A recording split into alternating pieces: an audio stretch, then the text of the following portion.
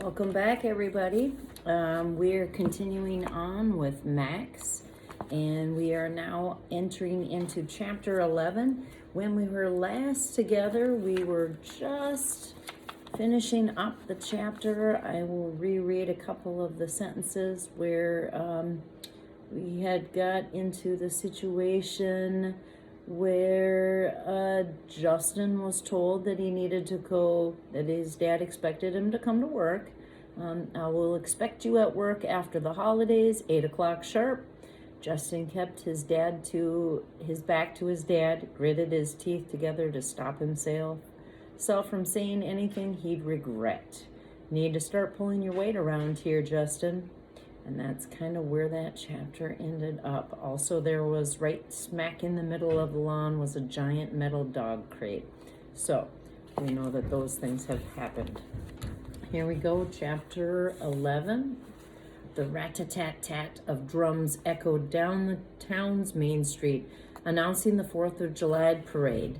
The Lufkin High School band rounded the corner and was headed right past Justin and his mom. Behind them, a group of young girls twirled batons up in the air and caught them. The large crowd applauded and cheered. Everyone in town was here to watch the celebration. Up next was a bright red fire engine. Firemen hung off the sides, clutching small American flags in their large hands. The men waved proudly at the crowd as the truck rumbled past. Justin used to love this parade when he was a kid. He'd sit on Kyle's shoulders. Though Kyle was only a few years older, he was able to hold Justin up high enough to see the floats over the crowd. Now Justin was tall enough to see for himself, but he hated the parade, the false smiles, the happy patriotism of people who had never watched their brother leave for a war and come home in a coffin. Plus, the last person he felt like cheering for was his dad, who would pass by soon with the other veterans from their town. He still hadn't quite forgiven his dad for forcing Max into a cage. Justin thrust his hands deep into his jeans pockets. Justin spotted Chu and his family camped out directly across the street, right in front of the pharmacy. He scanned the group for Carmen. He was toward the back holding a chihuahua in the crook of his arm. He watched her for a moment, smiling to himself. His mom tapped him with the back of her hand. "Hey, here they come," she said excitedly. Sure enough, a cluster of veterans marched in time to the music. They were all men and women of all ages. Some of them had to be in their 80s. They smiled and looked from one side of the street to the other. Justin spotted his dad in the center of the group. He wore a Marine's cap and a red jacket. He limped along, his back upright and stiff, one hand saluting and the other waving at the crowd. Justin didn't wave back. "Ray," his mom called out. His dad turned at the sound of his wife's voice. He spotted her and Justin and nodded. His parents held each other's gaze for a moment, and Justin saw tears spring to his mother's eyes. Walking right next to his dad was Tyler. He wore civilian clothes, and he looked uncomfortable marching down the middle of the street, as if he didn't like the feeling of so many eyes on him. Justin's father reached out a hand and placed it on Tyler's shoulder. Justin, who was already ticked off at his dad, was suddenly filled with a feeling so intense that it surprised even him. It was more than anger, and it wasn't just directed at his father.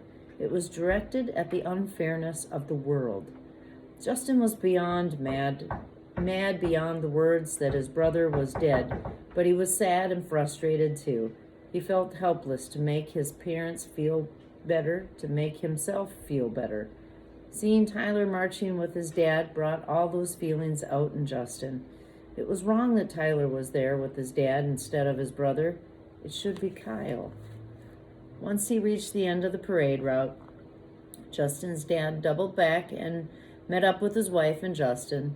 The last of the procession was trickling by, mostly a handful of stragglers with noisemakers. The sun had gone down, which meant the firecrackers had started up.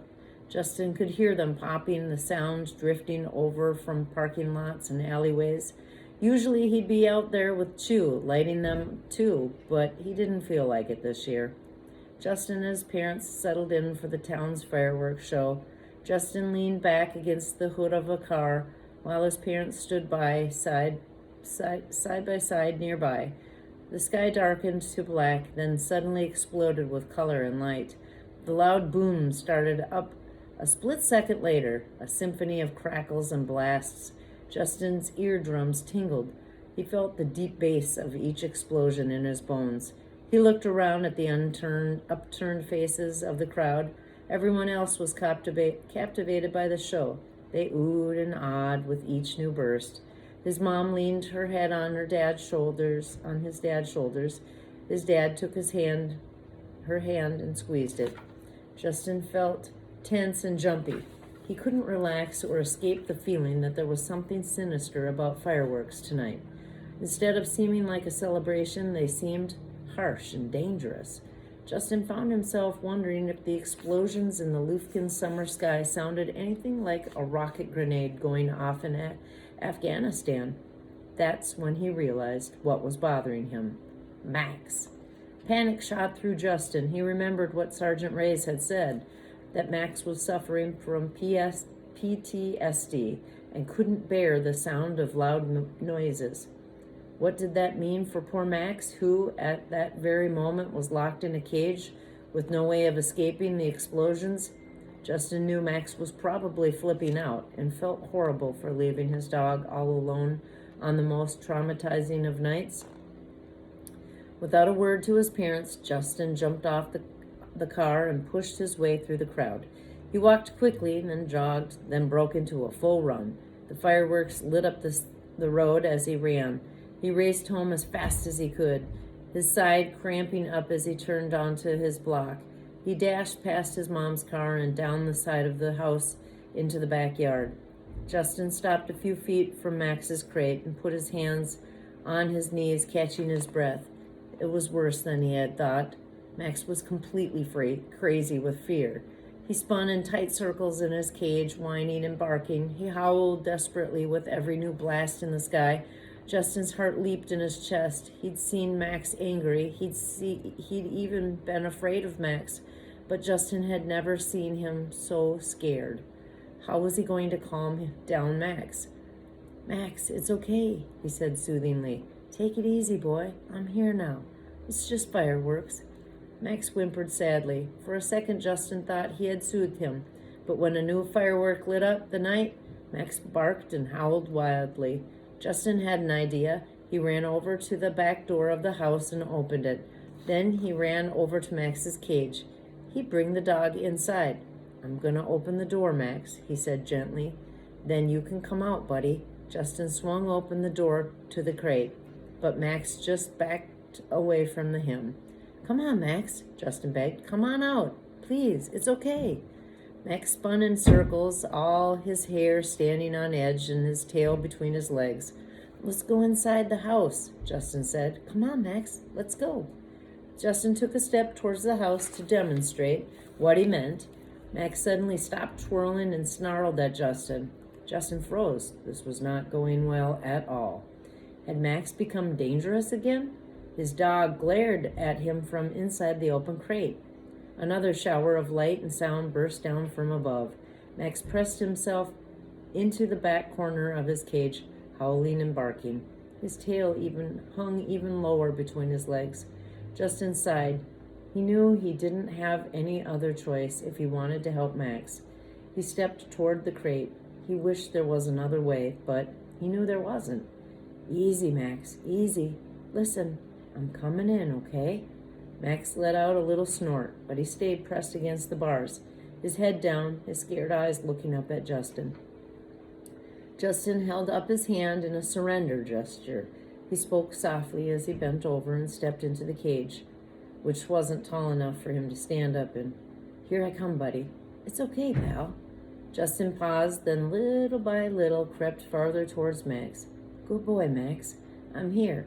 It's just fireworks." Justin slipped down to the ground next to Max and pulled his knees in cross-legged. Max sniffed at him. Slowly, carefully, Justin reached out and put his hand on Max's neck. Max stayed put. Justin caressed his fur. "It's okay, boy. You're okay." Max's frantic breathing slowed down. He lowered his head and pressed it against Justin's chest. Justin hooked his arm around Max's neck and scratched behind his ears. Max lay down, resting his head completely in Justin's lap. Justin pulled him closer until Max's entire body was on his lap. They'd never been this close before, and Max's fur felt soft and warm. Justin felt some knot inside of his chest uncoil, like his own pain and grief over Kyle was falling away from him. The two of them huddled together, their breath falling into the same rhythm as the fireworks lit up the sky in a bright burst of gold. That was the end of the chapter.